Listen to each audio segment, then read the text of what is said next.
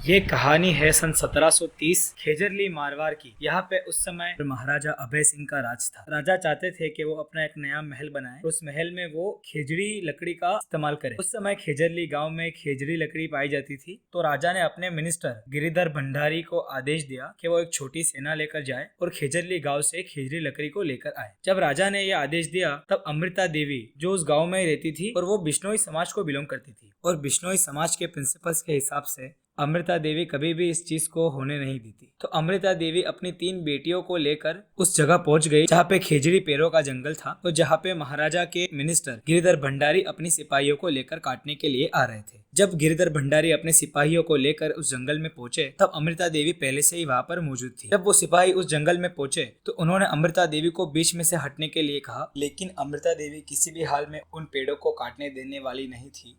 तो कुछ समय तक सिपाहियों ने ट्राई किया कि अमृता देवी को बीच में से हटा सके, लेकिन वो अमृता देवी को बीच में से हटा नहीं सके। अमृता देवी और उनकी तीनों बेटियों ने अपने आप को पेड़ों से लिपट लिया था और वो कह रही थी कि अगर आपको पेड़ काटने हैं तो आपको पहले हमें काटना होगा। और सिपाहियों के पास राजा का ऑर्डर था, उन्हें कुछ भी करके वो लकड़ियां लेकर आनी है। तो सिपाहियों ने पेड़ों के साथ अमृता देवी और उनकी तीनों बेटियों को काट दिया और अमृता देवी का मरते दम एक ही कलाम था कि क्या गर्दन की कीमत पेड़ों से कम है। जब ये हादसा पूरे गांव में और आसपास के गांव में पहुंचा तो आसपास के सभी लोग जो बिश्नोई समाज को बिलोंग करते थे वो सभी वहां पर पहुंच गए और वो सब अमृता देवी का हाल देखकर बहुत गुस्सा हुए और वो सब भी इन पेड़ों को बचाने के लिए शामिल हो गए। और उस दिन खेजरली मारवाड़ में 363 बिश्नोई लोगों को मार दिया गया उन पेड़ों के लिए और वो सब लोग उन पेड़ों को बचाने के लिए मर गए। तो इस कहानी से हम ये समझते हैं कि बिश्नोई लोगों के लिए एनवायरनमेंट की सभी चीजें कितनी इंपॉर्टेंट है। बिश्नोई कम्युनिटी के फाउंडर गुरु जंपेश्वर थे जिन्होंने बिश्नोई कम्युनिटी को 15th सेंचुरी में फाउंड किया। बिश्नोई वर्ड लोकल लैंग्वेज से फाउंड हुआ जिसमें बिश का मतलब है 20 और नोई का मतलब है 9। टोटल 29 प्रिंसिपल्स है बिश्नोई कम्युनिटी में, जिस प्रिंसिपल्स के ऊपर उनकी लाइफ चलती है। आज के इस वीडियो की शुरुआत इस टॉपिक से करने का एक बहुत बड़ा रीजन है और वो रीजन है बिश्नोई कम्युनिटी के लॉरेंस बिश्नोई। आज के इस वीडियो में हम लॉरेंस बिश्नोई की पूरी कहानी जानेंगे कि कैसे लॉरेंस लॉयर बनने की जगह गैंगस्टर बन गए और उनकी पूरी कहानी क्या थी, उनकी और सलमान खान की क्या राइवलरी है। बाबा सिद्दीकी की मौत के बाद आज भारत के हर एक बच्चे के मुंह पर लॉरेंस बिश्नोई का नाम है। तो आज हम जानेंगे कि लॉरेंस बिश्नोई इतने फेमस गैंगस्टर कैसे बने। ये पूरी कहानी शुरू होती है सन 1998 में जब सलमान खान, सैफ अली खान, सोनाली बेंद्रे, नीलम और तब्बू ये सभी बॉलीवुड के एक्टर्स हम साथ साथ है की शूटिंग कर रहे थे राजस्थान जोधपुर में। इसी फिल्म शूटिंग के बीच में सलमान खान और बाकी सारे एक्टर्स हंटिंग करने के लिए निकले और राजस्थान जोधपुर के जंगल में उन्होंने 2 ब्लैक बक की हंटिंग कर दी। और जब ये बात बिश्नोई समाज को पता चली जो उसी एरिया में रहते थे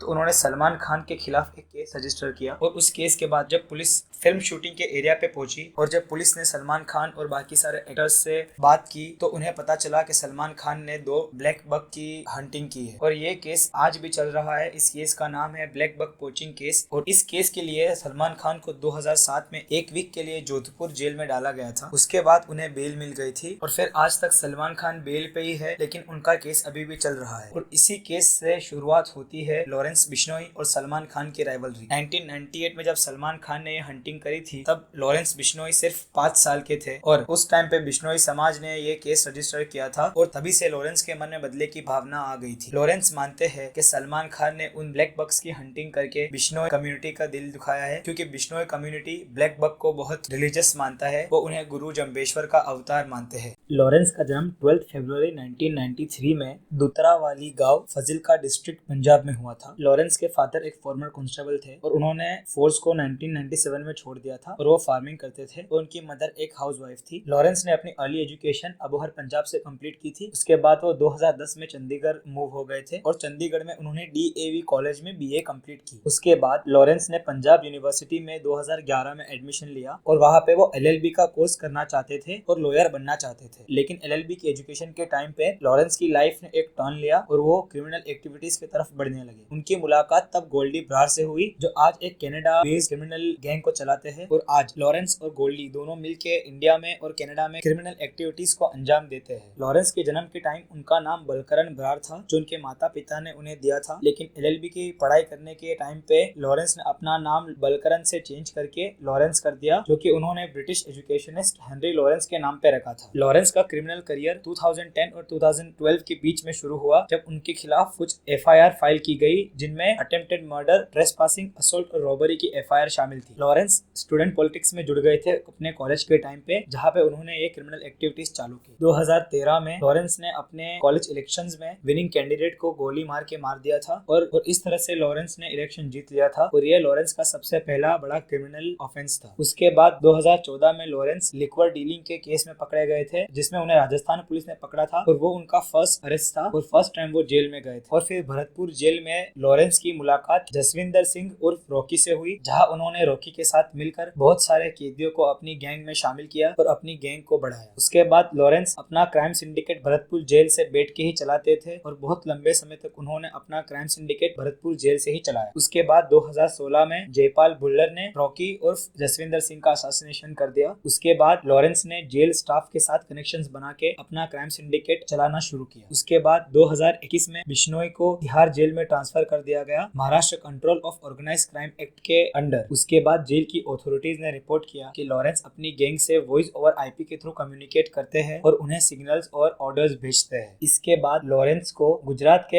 एंटी टेररिज्म स्क्वाड के द्वारा साबरमती सेंट्रल जेल के हाई सिक्योरिटी वार्ड में ट्रांसफर कर दिया गया, लेकिन लॉरेंस वहां से भी अपना क्राइम सिंडिकेट अभी भी चला पा रहे हैं और वहीं से उन्होंने बाबा सिद्दीकी का मर्डर प्लान किया और पूरा एग्जीक्यूट किया। लॉरेंस के खिलाफ 5 high profile criminal cases registered है, जिसमें सलमान खान का थ्रेट, बाबा सिद्दीकी की किलिंग और सिद्धू मूसेवाला की किलिंग भी इन्वॉल्व है। 2018 में लॉरेंस बिश्नोई ने first time openly Salman Khan को डेथ थ्रेट दिया, जब उनके एक गैंग मेंबर संपत नेहरा ने सलमान खान के गैलेक्सी अपार्टमेंट के ऊपर फायरिंग करने का अटेम्प्ट किया था। उसके बाद लॉरेंस बिश्नोई ने ओपनली सोशल मीडिया पे एक्सेप्ट किया था कि वो सलमान खान को मारना चाहते हैं, क्योंकि सलमान खान ने उनके कम्युनिटी के सेक्रेट एनिमल ब्लैक बक को मारा था और लॉरेंस चाहते हैं सलमान खान बिश्नोई टेंपल में जाके एक अपोलॉजी दे। लॉरेंस ने बाबा सिद्दीकी का मर्डर भी इसीलिए करवाया क्योंकि बाबा सिद्दीकी के टर्म्स सलमान खान से बहुत अच्छे थे और बाबा सिद्दीकी की फैमिली सलमान खान की फैमिली बहुत क्लोज थी। और सलमान खान और शाहरुख खान का जो लॉन्ग टर्म झगड़ा था वो भी बाबा सिद्दीकी ने 2013 में सॉल्व किया था और इससे सलमान खान और बाबा सिद्दीकी के टर्म्स और भी अच्छे हो गए थे। और इन्हीं सब चीजों की वजह से लॉरेंस बिश्नोई ने बाबा सिद्दीकी को मरवा दिया और उन्होंने सलमान खान को एक सीधी धमकी दी है कि सलमान खान के साथ जो भी रहेगा वो उन सबको मार देंगे। तो ये है पूरी कहानी सलमान खान और लॉरेंस बिश्नोई के राइवलरी की। आपको क्या लगता है, लॉरेंस बिश्नोई सलमान खान से बदला ले पाएंगे? और क्या लॉरेंस ने बाबा सिद्दीकी को मार कर सही किया? क्या सलमान खान का बदला बाबा सिद्दीकी से लेना सही था? और क्या सलमान खान ने ब्लैक बक की हंटिंग करके सही किया? आप ये सब कमेंट सेक्शन में कमेंट करके बताइएगा।